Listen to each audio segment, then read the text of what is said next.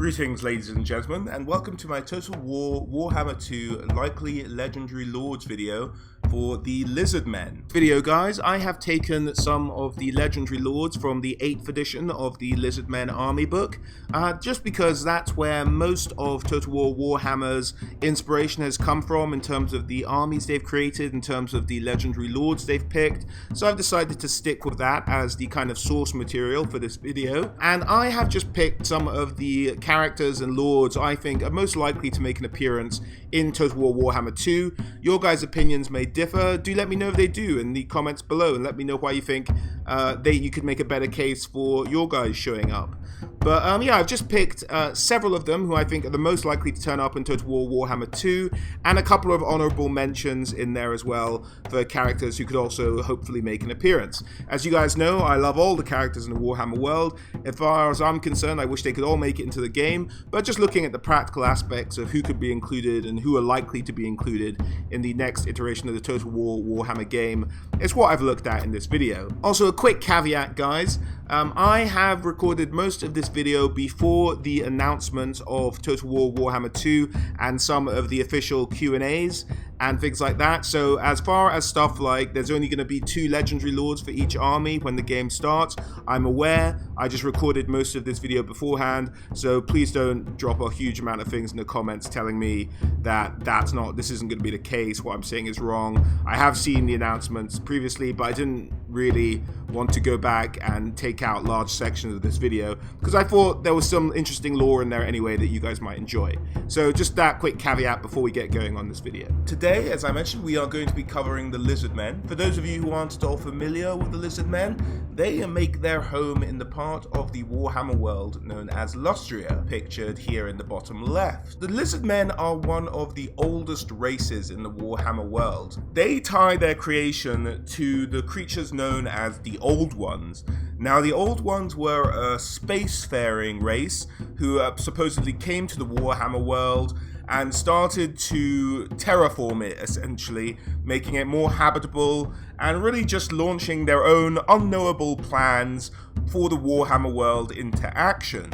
They supposedly changed the alignment of the planet to move it closer to the sun, warming it, melting most of the ice that was covering the planet at the time, really making it a habitable planet for life. Now, in the midst of this terraforming, they needed some servants to do their bidding, to help them with their grand plans for this new world. And as such, they created the Lizardmen. The Lizardmen aren't a singular species, they're actually made out of several different species of Lizardmen who make up a collective that are known as the Lizardmen. The first of these species to be created was a species known as the Slann. Now, the Slann are what we're going to launch into for our first legendary lord, who is in fact Mazdamundi. Now, Mazdamundi is one of these Slann, but he wasn't one of the first generation of Slann. So the Old Ones go about creating these servants. They create the Slann, who are the only creatures said to be able to withstand being in direct contact with the Old Ones and be able to even converse or begin to understand what the Old Ones are trying to communicate, what they're saying. They're the only ones with enough intellect to even begin to grasp some of what the Old Ones want to have happen. And along with this prodigious intellect, the Slann have a huge innate magic ability as well, and are the most powerful magic users in the Warhammer universe. So once the Old Ones built the Slann, of which Mazdamundi was amongst them, they had to set about kind of building their cities and really setting up the way they want the world to function. So what they got the Slann to do was to build these cities on geographical ley lines, essentially. And this allowed the Slann to tap into the kind of energy of the world in something known as the geomantic web, which essentially allowed the Slann and magic users in these places to tap into the energy of the world, making them even more powerful, and allowing them to communicate with each other telepathically if they're at these sort of sites of power. As you can see on this map, some of the cities are built on these crosses, all of the cities in fact, and these are meant to be the signs of those ley lines. And some of the elven cities match up with these lines. I've not seen a world map that I was able to show you guys in terms of what cities do line up with these geographic ley lines. But essentially the Lizardmen built these cities all over the Warhammer world. Eventually the Old Ones started to uplift some other species as well. First was the primitive species, which would go on to become the Elves. The Old Ones elevated them, so they became what we know as the Elves today. The Slann taught the Elves all their magic.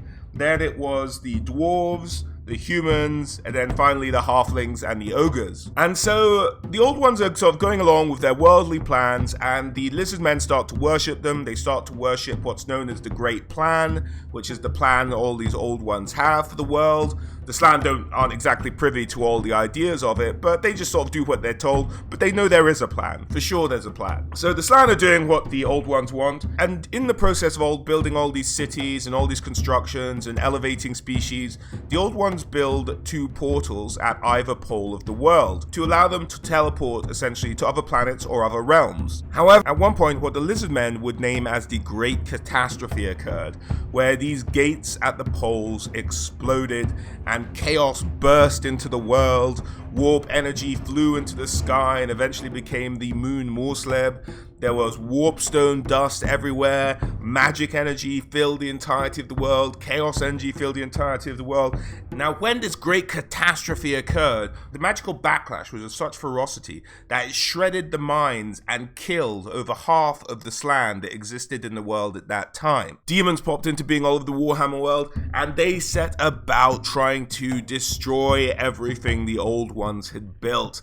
They marched on the Lizardmen, marched on their temple cities, set about trying to just absolutely slaughter everything that was around. The Old Ones, for their part, had departed just before the Great Catastrophe, simply saying thanks for all the fish, leaving the Slann and the rest of the Lizardmen slightly rudderless. Their leaders had left, they didn't really know what to do, their magic was a powerful weapon against these chaos forces, and indeed they would cause absolute devastation, raining down fireballs on chaos, opening up huge chasms in the world, moving around tectonic plates to destroy chaos armies, causing tidal waves, floods, just absolutely devastating magic of which the likes of the world has not really seen since, because the Slann are at the height of their power. But such were the overwhelming numbers of these chaos hordes that no matter what sort of they rained down upon them, these chaos hordes just kept coming. The chaos hordes attacked temple cities, the Slann put up barriers to protect themselves,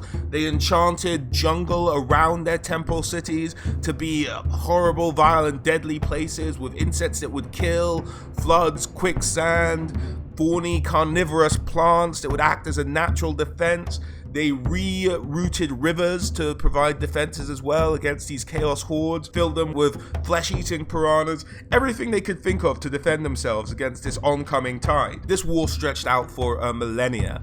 During this time, Lord Kroq, who was leading the Slann, as he was the oldest of the Slann and in the first generation, was teaching other Slann, like Mazdamundi himself, the ways of the world, the ways of magic, and together the Slann put up a noble defense. However, just the extreme tides of chaos were just unstoppable, and temple cities began to fall, and the Lizardmen were fought back to really their last bastions of power in the southern areas of the Warhammer world. After this millennia of war, the Lizardmen were losing forces, but eventually it was an elf by the name of Kalidor Dragon Tamer who came up with the idea of the vortex, which would eventually suck all the excess chaos energy out of the world. Now, it's said that Kalidor went on travels around the world before he established this vortex spell, and he went to the dwarves and he met Grimnir, who helped him out of it, and I've heard people tell me that the Lizardmen had something to do with Kalidor Dragon Tamer learning the vortex spell as well,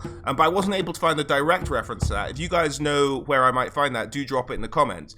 But there is a possibility that Kalidor learned, because all elves learned their magic from the Lizardmen anyway, there's a possibility that Kalidor learned some of the vortex spell from the Lizardmen, but if the Lizardmen knew it, why didn't they do it themselves? I'm not 100% sure on that myself, but let me know in the comments if you do know. But what I know is that Kalidor learned this spell and he initiated the vortex in Ulthuan, the home of the High Elves. And it worked. For a time, the vortex began to suck in all the chaos energy from the Warhammer world. The Lizardmen, sensing what was going on through their geomantic web, this web that kind of lets them know what's going on around the world through the ley lines, were like, oh, this is a brilliant idea, guys. We have to back him up.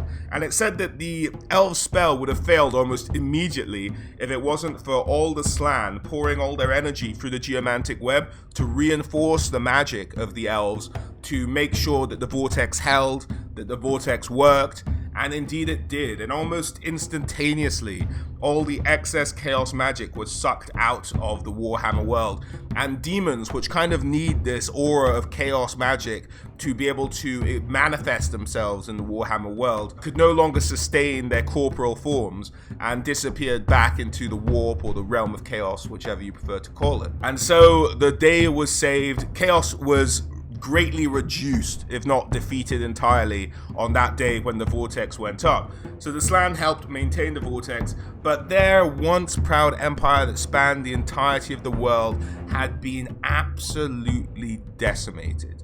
They were just left with the small pockets of civilization they had remaining in this enchanted jungle that they'd made a ferocious and deadly place to live for their own defense. And once the dust settled, the oldest living Slann still alive was in fact Mazdamundi, who is the legendary lord we're discussing. Sorry, went on a bit of a general discussion there, but needed to give you guys a bit of background in terms of who Mazdamundi is, where he comes from, and a bit of his own history. So Mazdamundi at this point is the oldest surviving Slann mage priest, and essentially that makes him the kind of de facto leader of the Lizardmen. In the aftermath of the great catastrophe and the war against chaos, the Lizardmen begin to rebuild. So Mazdamundi begins to lead a bit of a reconstruction effort. Now, not a reconstruction effort of the entirety of their previous empire, but really just of the cities within Lustria. They were like, okay, let's try and rebuild what we can, salvage what we can, but we're in a lot of trouble here. The old ones left us.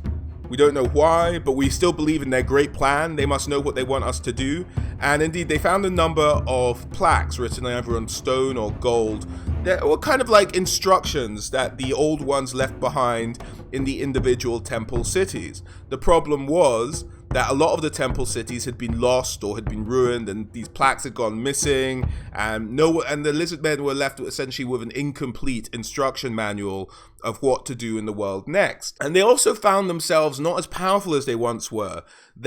Some of the rites and rituals and magics they used to be able to do every day, no problem, they began to forget. So some of their most powerful spells, they began to forget how to do them without the old one's guidance. They couldn't retain that knowledge. So Mazdamundi and the other Slann mage priests start to lead the reconstruction effort, and the Lizardmen go on to rebuild a lot of their old temple cities, and they are still quite splendid when you see them, with towering pyramids of worship and just really quite cool, very Aztec inspired, I'm sure if you haven't guessed already, very Aztec inspired constructions. During this rebuilding effort, the Lizardmen really kind of withdraw from the world. They're not the teachers, they're not the kind of guides that they once were. Without the guidance of the old ones themselves, they may feel a bit insecure in that role. And so they kind of leave the other races to kind of just get on with their own thing for a number of thousands of years. And they're keeping an eye on it. They still have, although many areas of the geomantic web have been lost, they still manage to keep an eye on the world and what's going on with what they have remaining. After a lot of this reconstruction effort goes on, the Slann themselves, once the immediate recovery has taken place, begin to withdraw into what's known as a kind of trance-like state, a cerebral way of thinking. They go into a trance, they start pondering all the machinations of the world, maybe playing the odds, trying to calculate what's going to happen in the future, trying to interpret what the old ones want them to do as part of the plan. And essentially it just results for anyone who's not a Slann mage priest as appearing as they go to sleep for hundreds of years at a time. They kind of doze off and they're unreachable and they're not really actively leading. That role kind of fell to the skink priests to lead the day-to-day goings-on of the Lizardmen Empire. And the Slann were really, at this stage in their history, only really called upon when there was an emergency, and the Skinks would try to wake them up, and sometimes they just wouldn't wake up for years. So it was a bit of a, you know, not exactly leading from the front there, or from the Slann mage priests. They kind of just fell away into isolationism, and indeed the Lizardmen themselves became quite isolationist in their own right. Mazdamundi himself made his home in the temple city of Hexoatl, which is just here. It's the northernmost city of the Lizardmen Empire, bordering a lot of other civilizations, and really at the forefront of the Lizardmen's defense.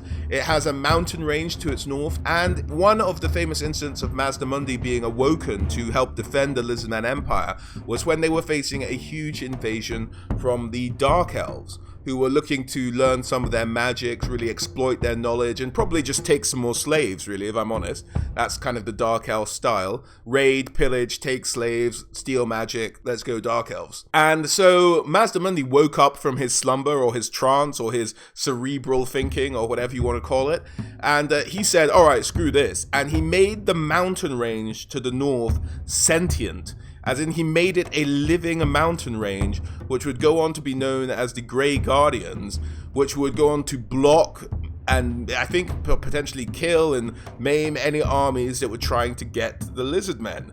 So that would be a fascinating thing to see in Total War Warhammer in terms of a sentient living mountain range. I have no idea how they are going to implement that, but that's a particularly cool aspect of the Warhammer world that and shows Mazdamundi's power and what he's able to do. But the Dark Elves weren't the only ones invading Lustria. There was a huge war with the Greenskins. There was a war with Skaven. Men had begun to discover it, indeed, in 1492 of the imperial calendar. Marco Colombo, just as you may guess, just two names smudged together there from our own history. Marco Colombo discovered Lustria for humankind, as it were, and that began a series of kind of small expeditions into Lustria, but none that really aggravated the Lizardmen to any degree. They just kind of let it go.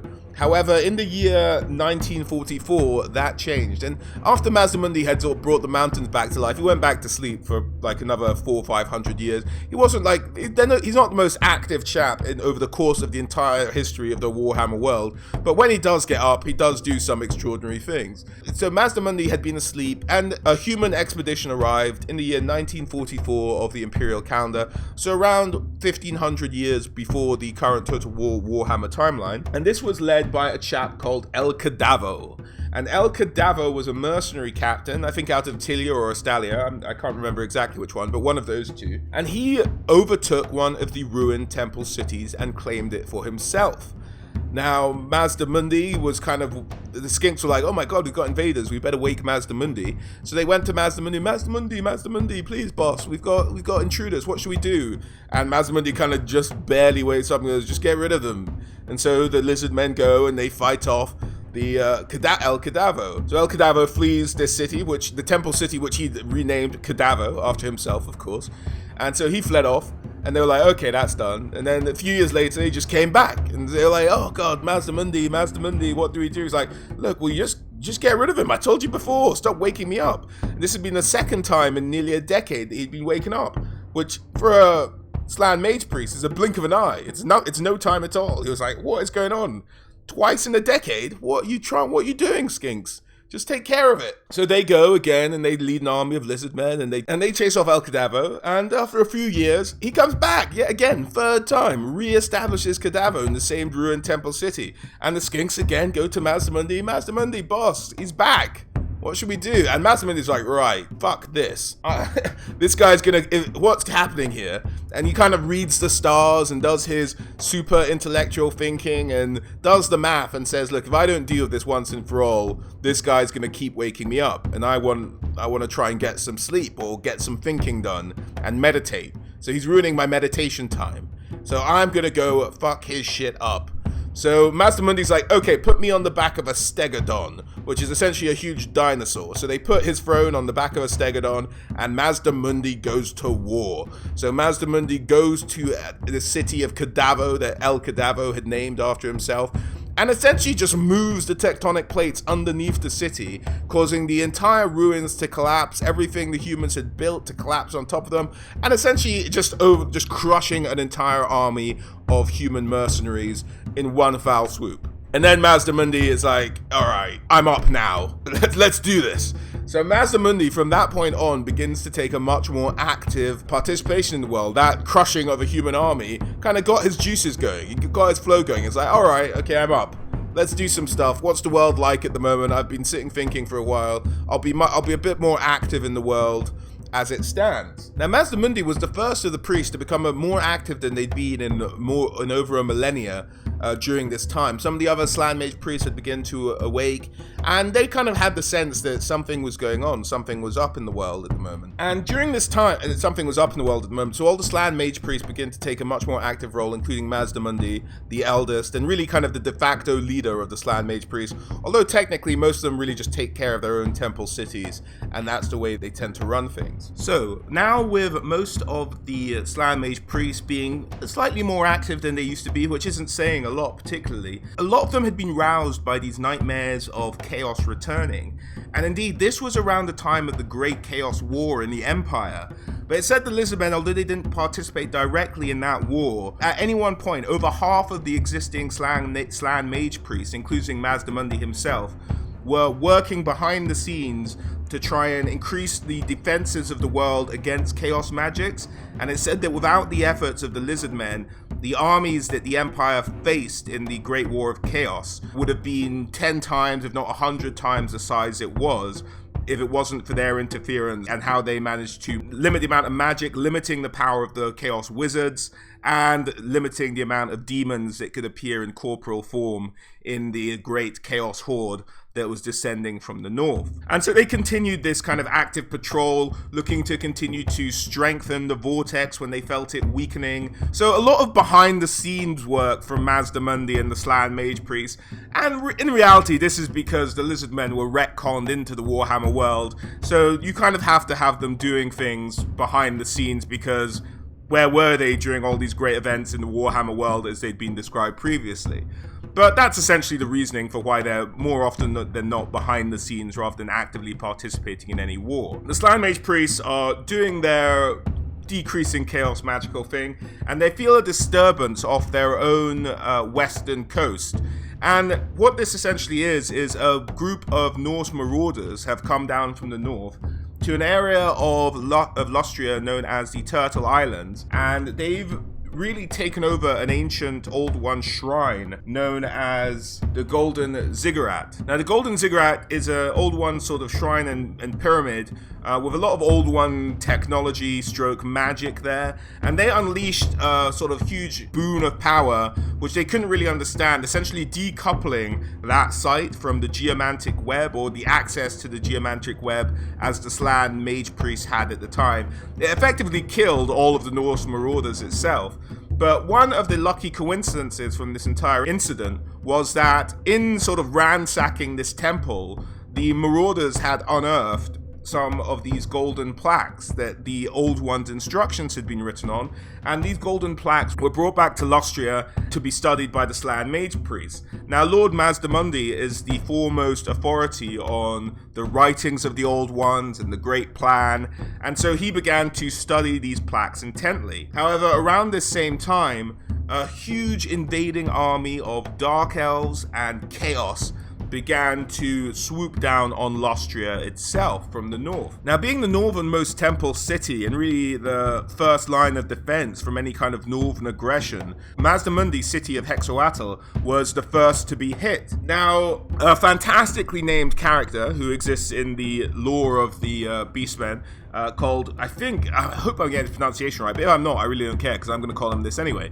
is Tic-Tac-Toe. Now, Tic-Tac-Toe was the head of the Pterodon Riders, which is essentially the pterodactyl riders of the Lizardmen in Hexoatl. Now, he started to scout out, and because the defenses, the Dark Elves and the Chaos had somehow managed to subvert the natural kind of waystone-like defenses, they're called Sentinel Stones, I think, for the Lizardmen rather than waystones, much like the Wood Elves. The Sentinel Stone defenses, they'd managed to enter into last year largely undetected. But it was Tic-Tac-Toe on his pterodon scouting around the area that managed to spot this army first. And he immediately rode back to Hexoatl to tell Mazdamundi. However, Mazdamundi wasn't there.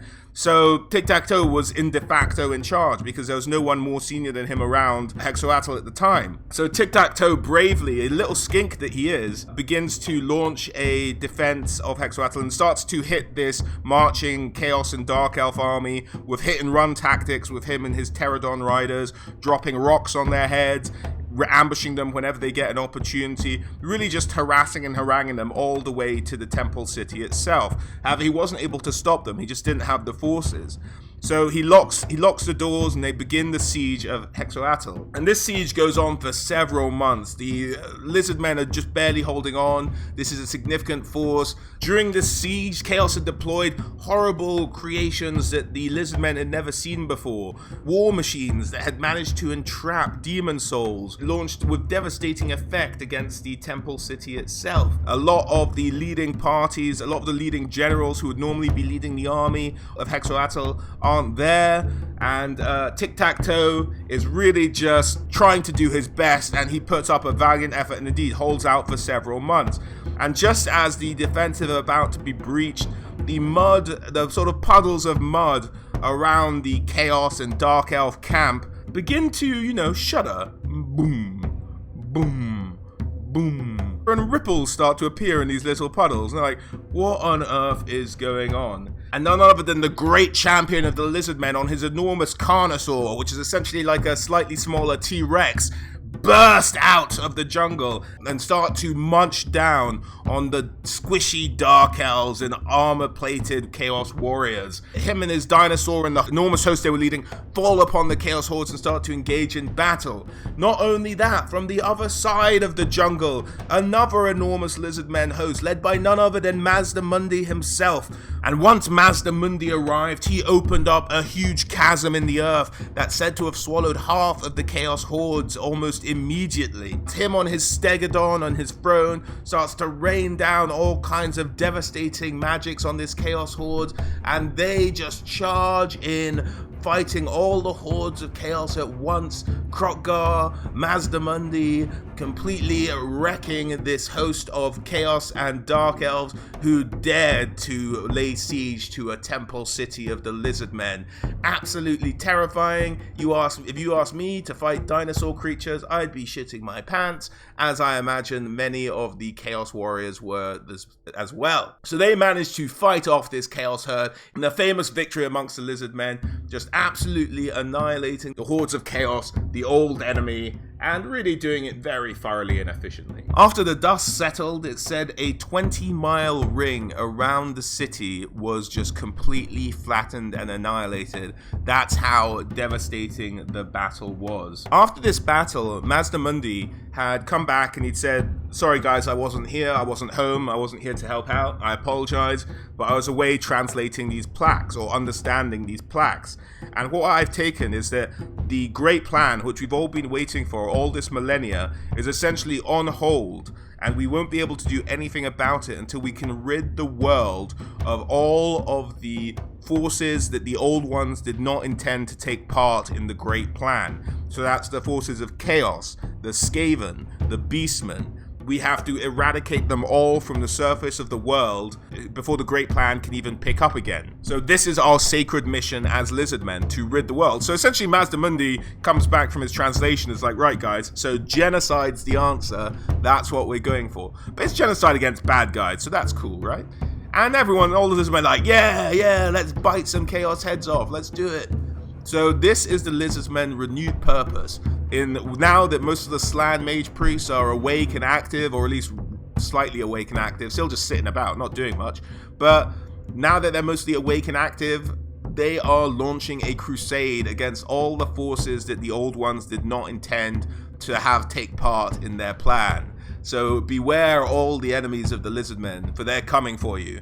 And that is very much kind of the point in which I imagine Total War Warhammer 2 will pick up in this kind of era of the Lizardmen, with them deciding that, right, now's the time to march upon the world and rid the world of the forces that the old ones had no intention of taking part in our great plan.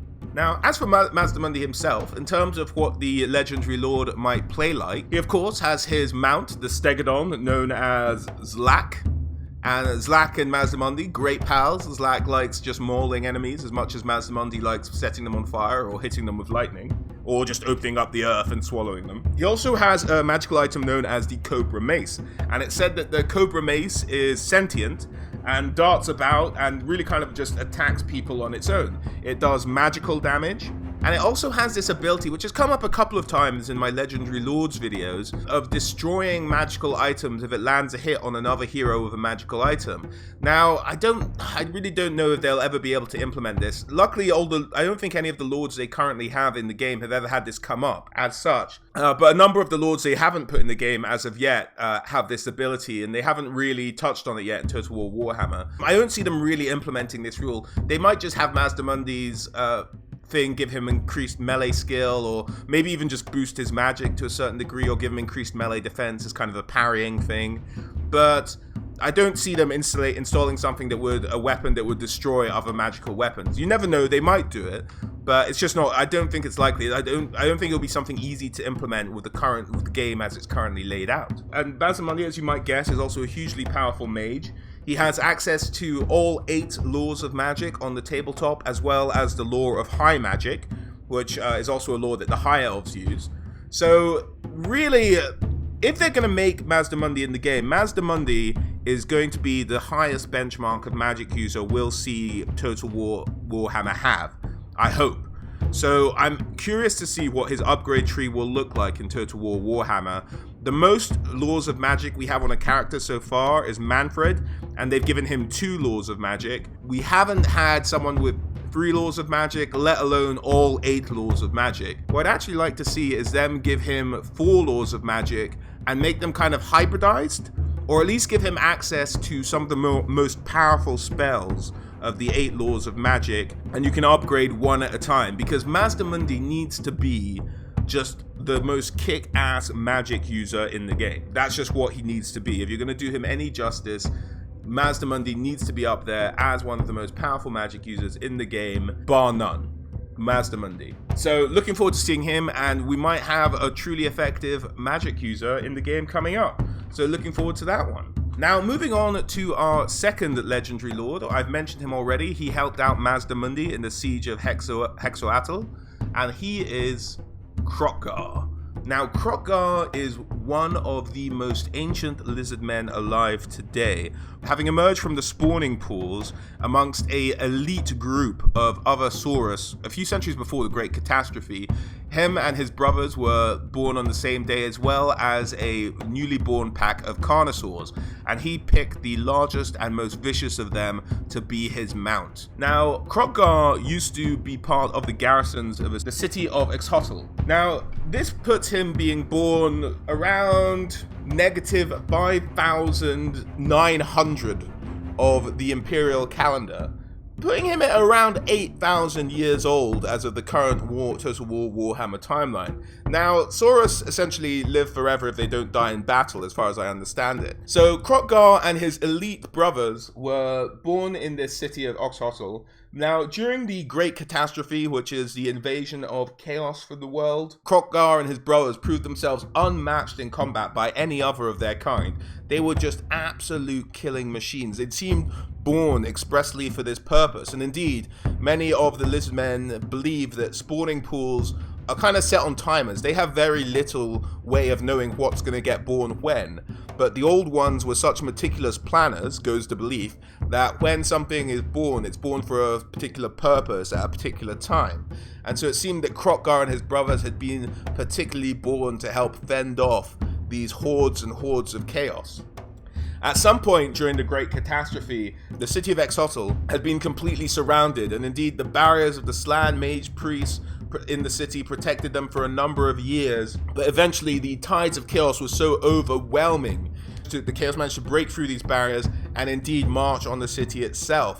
They managed to surround all the Lizardmen and really just take over the entirety of the city. Kroq-Gar led the army of survivors and managed to punch his way through the surrounding Chaos forces and escape with an army of survivors, really just fueled by rage and the last blessings of the Slan Mage Priests upon his soldiers so they could march out and really try and survive this absolute decimation. For centuries after, Kroq-Gar and his surviving forces couldn't really manage to make it to another temple city, and they spent the rest of the Great Catastrophe fighting battle after battle in the jungles of Lustria, just trying to fight through this oncoming hordes of chaos, unprotected by walls, and little by little, these armies had been whittled down and whittled down. Eventually the day came when Kroq-Gar and only a few of his brothers were left standing, and a mighty host of chaos descended upon them.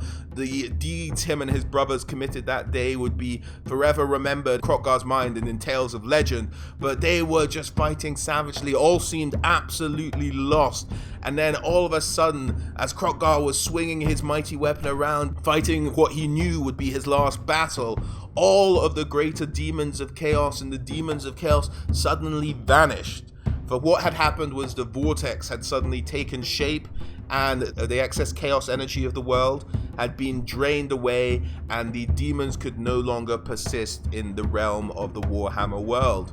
Kroq-Gar looked around for his surviving brothers, only to find he was the last remaining soldier of the city of Exhotl, and only him and his Carnosaur Grimlock had managed to survive the onslaught of chaos. And it was with great sadness he eventually sort of made it back to a temple city, where he was greeted by Mazdamundi, who would go on to be recognized as the oldest living of the Slan Mage Priests at the time. Although Mazdamundi himself is young enough that he never actually met the old ones. So bear that in mind. That's how many of the greater Slan Mage Priests had died in the Great Catastrophe. Now, Mazdamundi himself said, "Oh, Kroq-Gar, you have just been essentially fighting by yourself in the jungle for the last few hundred years. Your skills are truly unmatched. You shall lead the armies of the Lizardmen." So Kroq-Gar is very much the head general of the Lizardmen as things stand at the moment. And as such, Mazdamundi gave him a couple of gifts the ancient ones used to have to be his weapons. These were namely the Hands of the Gods, which allowed him to sear and burn away his enemies, the revered Spear of Talanxla. And with these weapons, Kroq-Gar began to wage war all over the known world. It said there isn't a continent in the Warhammer world he hasn't fought on, and indeed there are a number of incidents in Lustria itself where he's earned his name as the general of the Lizardmen, namely in the Shrunken Head War, where he fought off a huge greenskin invasion by himself slaying all 6 war bosses of the greenskin tribes off the Scorpion coast of Lustria. In the year 1237, when demons overran the temple city of Zahutek, Kroq-Gar was there to contain it and defeat the demons that had appeared. In the year around the year 2512, which is technically after the starting time of Total War Warhammer, the Dark Elves not being able to go through the Grey Mountains, as you may remember from my Mazdamundi part, he'd made them a sentient mountain range to protect the Lizardmen. So the Dark Elves had actually discovered this route called the Black Ways, which was actually an underground tunnel of rivers which they could get through, which would put them straight in the heart of Lustria. During this invasion, it was in fact Kroq-Gar who fought back a raiding party of Dark Elves and indeed managed to fight them all the way to the coast, whereupon the Slan Mage Priests were able to ground one of the Black Arcs, the Black Arc named Umbral Tide. And by grounding it, they allowed the Lizardmen to march over it and destroy one of the Black Arcs, which is not an easy feat in itself. More recently even than that, in the year 2522 of the Imperial calendar, which is technically almost 22 years after the current 20 years after the current Total War Warhammer timeline, but really right up to date with the tabletop timeline, was the siege of Exhotl, where Kroq-Gar helped Mazdamundi lift the siege of chaos upon the city and really start a new wave of aggression for the Lizardmen against all the forces that the old ones did not intend to have take part. And it's either our way or the highway for the Lizardmen. If you stand in any way in opposition to them, they will consider you an enemy and not part of the great plan, and so you too will be destroyed. with Kroq-Gar and his Carnosaur Grimlock looking to be the first to absolutely bite your head off. Now, in terms of Kroq-Gar and his gear itself, as we mentioned, he has the Hands of Gods and the Revered Spear of Talaxla. Now, the Hands of Gods is essentially this metal, if you look on the picture on the right, it's essentially this metal gauntlet that he's been given, and it gives him the bound spell of Shen's Burning Gaze. And we've seen bound spells before in Total War Warhammer, which is essentially a magic spell you can use on a cooldown that's not affected by the winds of magic. So Kroq-Gar will have a projectile weapon that he can fire from his golden gauntlet.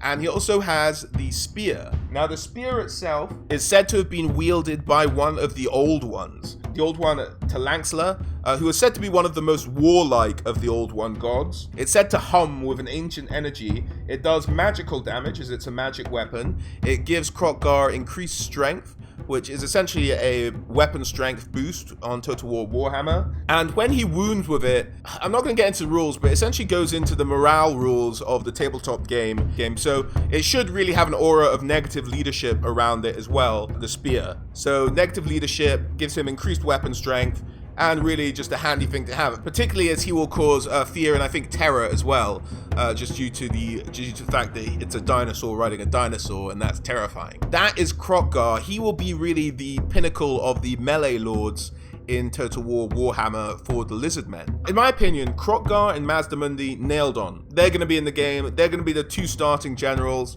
And I don't know if there'll be a third, but there might be a third, and for me the third would be the Prophet of Sotek. So to tell the story of the Prophet of Sotek, we really have to kind of tell the story of Sotek worship in Lizardmen society as a whole. For the most part, the Lizardmen worship the Old Ones, and they started to revere the Old Ones as gods, and there are a few named Old Ones who are particularly worshipped amongst the Lizardmen. Now, in a temple city in Lustria of Shaqua, there were some plaques. Now, these sacred plaques I've mentioned before, but the sacred plaques are essentially where the Lizardmen believed the Old Ones, after they left the Warhammer world, wrote down their plans, kind of wrote down everything that would happen in the future and what the Lizardmen should do to realize the plans of the Old Ones. Now, in Shaqua, there were these plates that didn't exist anywhere else, and they spoke of a prophecy. And this prophecy said that at some point in the future, the Lizardmen will face a great plague and will have to fight vermin who walk on two legs. Many temple cities will fall, and many Lizardmen will die, and this is kind of something that has to happen, although at the lowest ebb, the mighty Sotek would appear, heralded by a forked serpent tongue, and kill off all the plague and all the vermin, and really make things okay again. And this was the prophecy of Sotek. Now, outside of the temple city of Shaqua, this kind of prophecy never really had many legs, because a lot of the plaques are kind of repeated in certain places, so the Slan mage priests, who are the leaders of the Lizardmen, can kind of compare notes and see what's going on with the plan itself, and say like, okay, we all have this bit written in our plaques, we all have this bit, but Shaqua was the only city that had this Sotek scripture written down, so everyone kind of ignored it for the most part. And even in Shaqua, the Sotek thing was kind of put aside. It was set to the background, like this wasn't happening, like no one really cared. And then suddenly a massive plague hit Shaqua itself, and disease started to spread amongst all the Lizardmen. Now, what had happened was that they'd encountered one or two of these kind of rat-like creatures out in the jungle and brought them back into the city of Shaqua. Now, what they didn't know was that these vermin were members of the Skaven clan Pestilence, and they had brought the plague in with them.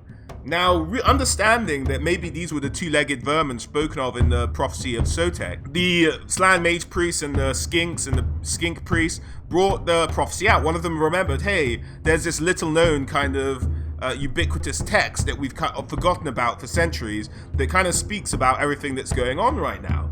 And so they're like, yeah, but this says there's a huge swarm of these vermin. We found one or two. So they sent out their scout pterodon riders to go and check out the jungle and see what they could find. And indeed, in the ruined city of Quetza, just to the southeast of Shaqua itself, they found a huge nest of ratmen stroke Skaven. And they're like, oh my god, this is happening, the prophecy is real, we're all about to be wiped out. But the plague was just devastating the entire city. The Slan made people begin to fall. The spawning pools had begun to birth deformed malcreations that only lived for a few hours. So their spawning pool had been infected. The whole city was just being completely ruined by this plague. And essentially, as the Skaven are wont to do, once the disease kind of hit its peak, the Skaven marched on the city. Now, at this point, the Slan Mage Priests are too sick to lead or to do anything. And so one of the Skink Priests, the most intelligent of them, known as Tehenuin, took up the title of the Prophet of Sotek, had his crest gone red, his little crest gone red, and he became the first Prophet of Sotek. This newly anointed Prophet of Sotek led the Lizardmen away from the city of Shakwa and began to preach in all the other Lizardmen cities of what was going on. And he said, guys, this plague is spreading, the Ratmen are following it, they're gonna try and kill us all, we have to come together, we have to make millions of sacrifices to the god Sotek, and then Sotek will appear and wipe these Ratmen from the face of the earth. And at first, people are skeptical. They're like, this guy's a bloody loony. Sotek isn't an old one, he's just some snake god. What's he talking about? So the Prophet of Sotek continued, but in the face of the rising plague and the fact that the Skaven were obviously increasing in number and marching over temple cities, they're like, oh shit. This is real, so we have to worship Sotek and start making sacrifices. And indeed, the Skaven aren't known for kind of standing their ground. So in their battles with the Skaven, the Lizardmen would amass just huge amounts of Skaven prisoners, and it's said that columns of Skaven prisoners marching back to sacrificial cities used to take days to pass a certain point. Huge amounts of Skaven were sacrificed. Millions of Skaven were sacrificed.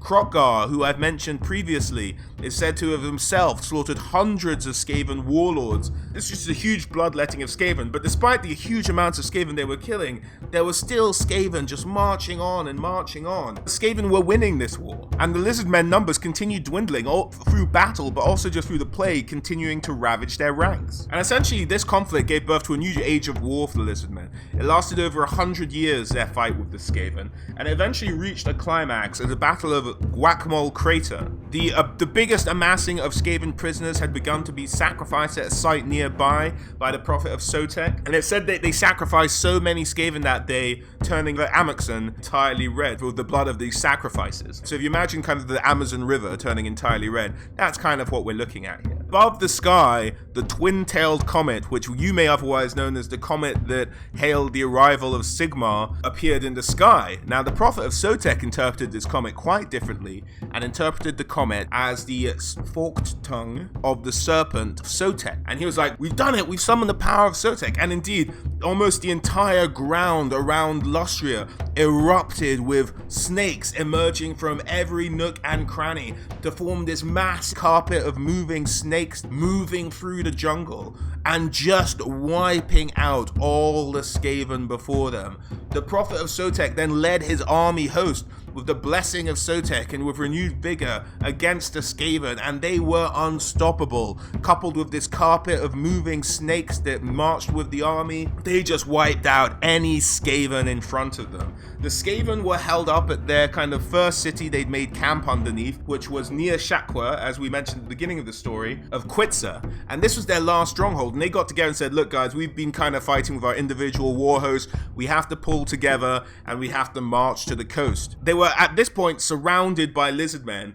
but managed to punch a hole through the defenses, and in a very Skaven-like way, the Skaven leader, who was very unsubtly named Nurglich, might find a common naming theme there. Nurglich, who became the de facto leader of Clan Pestilence then, pushed through these forces, and him in his very Skaven-like way with the other leaders said, alright, started to leave regiments behind and factions of their army host behind, just really just tricking them into being sacrifices essentially, while they made their escape to the coast. The Skaven got to the coast with the Lizardmen and their carpet of moving snakes hot on their heels, and they had this ramshackle fleet built and set sail. And at this point, the Lizardmen arrived on the coast having killed all of the sacrificial pawns who'd been left behind, and they got to the coast, and this is where the legend of Sotek truly takes shape.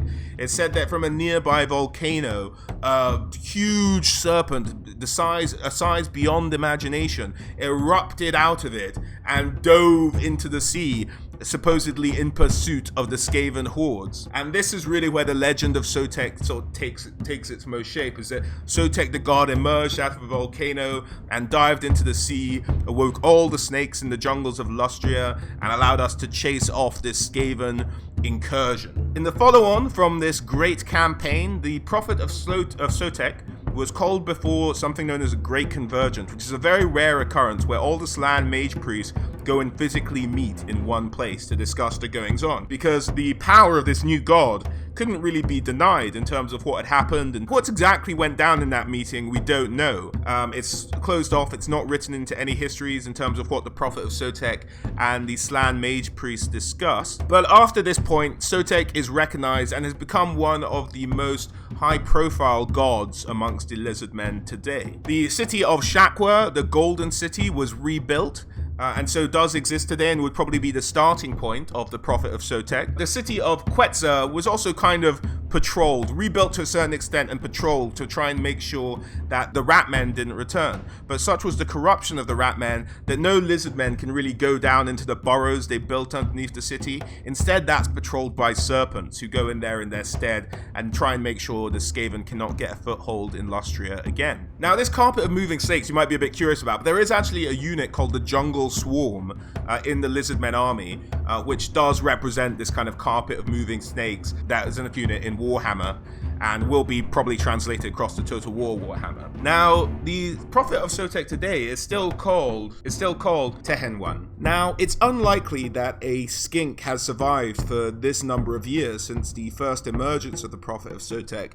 but it's said the prophet of Sotek, much like the serpent itself, sheds its skin and is thus renewed, which kind of hints at the idea that the skink who carries the title the prophet of Sotek does tend to die out, but in honor of the first prophet of Sotek, they take on his name, they dye their crest red, or do whatever they do to get the crest red, and they carry on the title, because skinks, unlike Saurus, tend not to live that long, relatively. But there's always a prophet of Sotek when the Lizardmen need one to fight against the horrific Ratmen. Now, in terms of how the prophet of Sotek might translate across to Total War Warhammer, he will be a wizard. He has the Lore of Beasts on the tabletop, so that's easy enough to translate. We've seen that in Total War Warhammer before.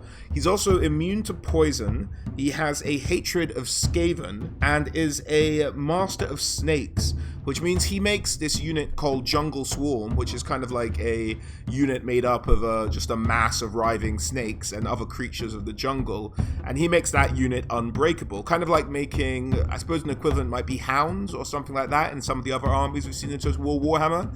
And he makes them unbreakable because of this special relationship the Prophet of Sotek has with snakes. He also has the ability just called the Prophet of Sotek, and because Sotek has been very much more adopted by the skinks of Lizardmen society, they very much see Sotek as kind of their god, or like have a special relationship with Sotek. So being led by the Prophet of Sotek himself gives all skinks in an army boost to their stats. So that'd be great to see in Total War Warhammer as well. The fact that the Prophet of Sotek could maybe make an entirely skink army completely acceptable, much like Skarsnik did for the Gobbers. Another special rule the Prophet has is something called the Tide of Serpents, and the idea is that serpents around him cause extra attacks on any enemy he's attacking.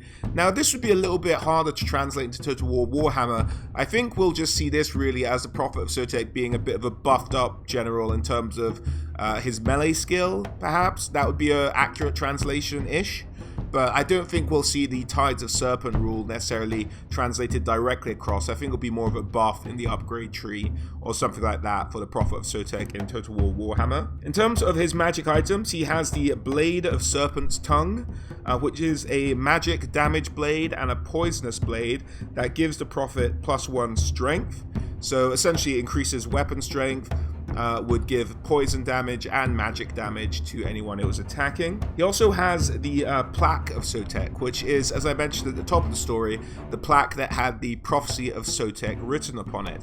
And he carries that around, and that gives him a ward save. And we've seen ward saves play out in Total War Warhammer before, so we can kind of guess how that will translate across directly. The Prophet Sotek can also have a mount. He can be mounted on the Stegodon with a piece of equipment known as the Engine of the Gods. So he does have that ability, so he won't necessarily be on foot, and he should have a mount option when he comes across to Total War Warhammer. So now you guys know who my top picks are for likely legendary lords for the Lizardmen. Let's move on to some honorable mentions, people who might make an appearance later on down the line in Total War Warhammer 2.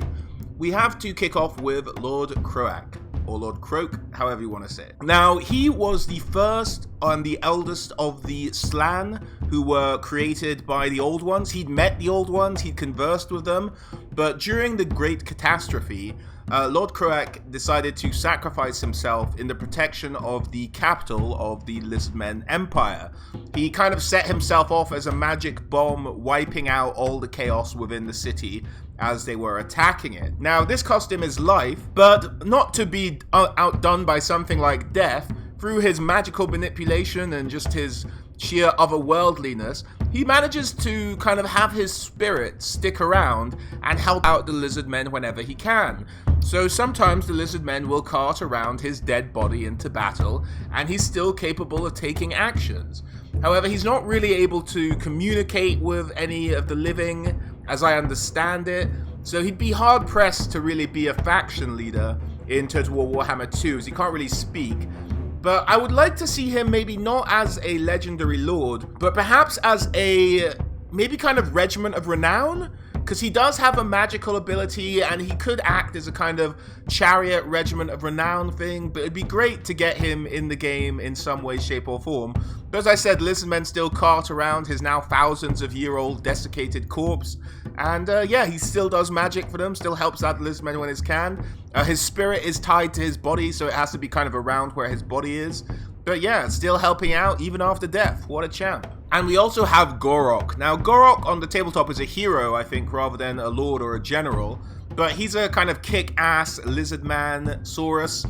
He was born by himself, so that makes him like an extra special kind of lizardman hero. He's bigger than any of the others of his kind. He's a ferocious warrior, and surely destined in the future to lead an army for the Lizardmen at some point. He has been very hurt, but he's a hugely resilient. He's just essentially one tough as nails mofo. Having once been, he's done the thing where you get stabbed in the chest, and rather than dying, he pulled the spear through him, so the person who stabbed him comes closer and then bit out the guy's throat. So Kroq is a great guy, and I hope he makes an appearance, if not as a legendary lord, then at least as a legendary hero later on down the line in Total War Warhammer 2. We also have Teto Echo. Now, Teto here is a Slann priest who can kind of tell the future. The idea is he's like a chief astronomer. He can read the stars and tell when great events are going to come to pass in the Lizardman Empire. Now, I put this guy on the list because I think he's one of the least likely lords we're going to see in Total War Warhammer. But there's a cool mechanic they could do around him that I'd love to see. That if you picked him as a legendary lord, and you were kind of moving your mouse over the campaign map trying to decide where to move to, the campaign map would also show you on the parts of the map that reveal to you what that action would lead to the opponents doing. And that way, it's kind of him reading the future. And it can't take much sort of power for the PC to calculate, depending on where you moved, what the AI would do. So I think that would be absolutely fascinating mechanic to put into Total War Warhammer. Whereas if you moved him around or like hovered over a spot, it would show you how the AI would react to you moving in that spot, at least the AI you could see. And I think that would be a particularly cool mechanic. That's why I include him in this list. Although, as I said, it will be a while before we see Teto making an appearance. And last but not least, just because I like his name, and we mentioned him earlier in Mazdamundi's story, Tic-Tac-Toe, leader of the pterodons, or pterodactyls as you and I know them, rides around in the air. He's said to be unmatched in combat. He's a champ with a fantastic name, and I just want to say my legendary lord Tic-Tac-Toe is moving around the campaign map, so That's all I'm excited about. So it's tic-tac-toe. And that about sums it up, ladies and gentlemen, for our Total War Warhammer 2 Likely Legendary Lords Lizardmen edition. As I mentioned, I think we're going to get Mazdamundi, we're going to get Kroq-Gar, and maybe to start with, or maybe as the first DLC with Skaven, depending whether Skaven appear in the game to begin with, we get the Prophet of Sotek. Now, looking forward to seeing all these guys. I'm super excited about the Lizardmen. I think they could be a cool army. Small in number, but powerful in magic. Powerful soldiers. I think they really add something different to the makeup of Total War Warhammer. And watch out for my army video I'll be doing on the Lizardmen coming up soon, I'm sure. And a special thanks, as always, to you guys. Please do subscribe to the channel for more speculation on Total War Warhammer 2. Check out the channel already for more content, for some content I've already put up in terms of what I think we can expect with Total War Warhammer 2. And a special thank you to John and Reese, my patrons. And yeah, as always, guys, thanks very much for watching, and I'll catch you on the next one.